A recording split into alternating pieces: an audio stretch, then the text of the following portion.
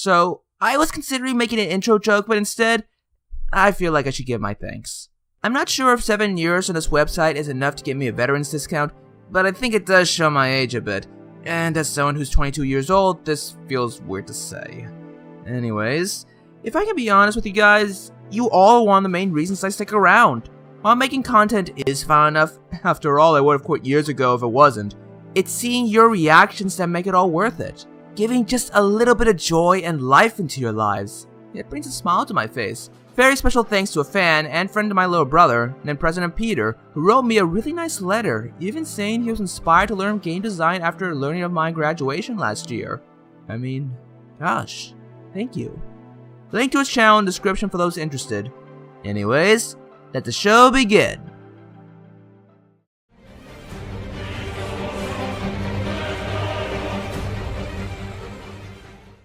One of the interesting things that come with being on YouTube for so long, and by extension the internet, is seeing all the changes that come to the site, and that bleeds into the Bionicle community. The forefathers leave and pass the torch to the new generation, with the cycle continuing. New trends come only to be replaced by another. And maybe it's just me, but there seems to be a bit more cynicism in the community. I don't know, you tell me. Chances are you've seen a few videos with people criticizing certain members of the Bionicle community, with the two most likely names coming to mind for most of you being Joshi and Creepy Biotube Stalker.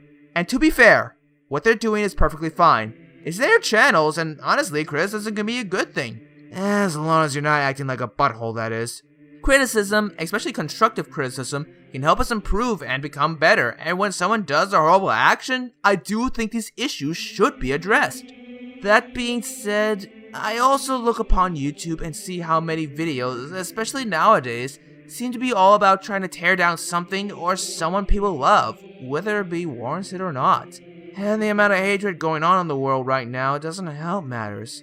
I'm not saying that negativity as a whole is a bad thing. I could argue some negativity is healthy for the sake of having a realistic mindset, and honestly, I'm not the only one who likes indulging in seeing some terrible media being torn apart by specific YouTubers. YouTube and being negative towards a certain product have gone hand in hand for almost as long as the site itself has been around.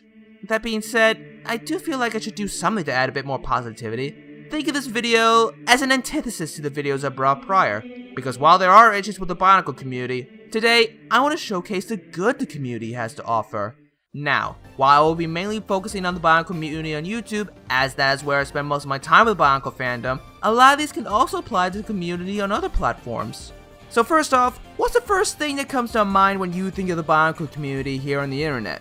For most of you, it's probably mocks. Given that Bionicle is a theme made by LEGO, and LEGO in general encourages creativity in building, I can't say that's much of a surprise. Look up Bionicle mock in any search engine and you'll find no shortage of results. Google itself has over 1 million results. And even if you want to avoid the mocks that are arguably not very good, you can still find loads of great talent. Seriously, there are mocks with builds I can only dream of making. One mock that comes to my mind in particular is the Jockson, I hope I'm pronouncing that right, who gets really creative with his builds, resulting in some of my favorite mocks. Link in the description to his DeviantArt page. I think the Jockson's work also shows another great thing with Bionicle mocks, and that's different styles. A lot of mocks, mine included, tend to fit within the general look and style of the original Bionicle sets. But then there are others that break that boundary. They can be cartoony. They can be detailed and realistic. They can be anime as heck. With mocks modeled after pre-established characters, this also adds to the variety. I think I would be remiss if I left out the amount of custom pieces people have made.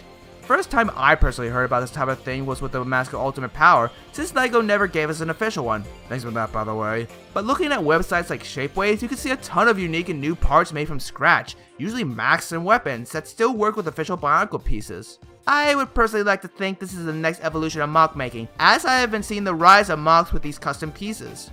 Examples that come to my mind include Mason's Mox Jex with his custom hands, Thatchmax Camellia with his custom head, and a ton of unique Roxy spines. Heck, while I personally haven't seen them in official mocks, some community members have even taken it upon themselves to remake older pieces with more articulation. Makes me wonder how far these custom pieces will go in the future. While mocks are arguably the main artistic field in the Bionicle community, and it's far from the only one, I'm a YouTuber, so of course I was going to bring up Bionicle videos at some point. If you didn't think I would, then why are you here, honestly? Well, I could bring up stuff like discussion videos, countdowns, and whatnot, as they still showcase the community's love for the Bionicle brand, and I find a lot to love about these too. I think it's the stop motion videos that most people think of when they hear Bionicle videos. Well, maybe also mock videos, but we talked about mocks earlier, so... From as far back in the old time with veterans like Scotty G, Edict Darks, and Kyle Nuva, to newer talent like Thatch Mack and Mason's mocks, stop motion has always been a large part of the Bionicle community on YouTube. I can safely say from experience that stop motion is a long and tedious process, but seeing those results makes the journey feel worth it. With many of these stop motion films, you can clearly see the time and effort these creators have put into their craft, especially with videos like Project Toa and Canister Wasteland 2. Heck, some creators, such as Noah Productions, have made freaking movies! One of them was launched in Lord of the Rings film! This one didn't have 50 endings, so at least Noah's film has that going for it. Continuing off the creative side of the community, we now go to the storytellers. Arguably one of Bionicle's best aspects was enough lore to fill up 50 warehouses, which is more than enough to inspire a bunch of kids and adults to begin spinning their own yarns to tell.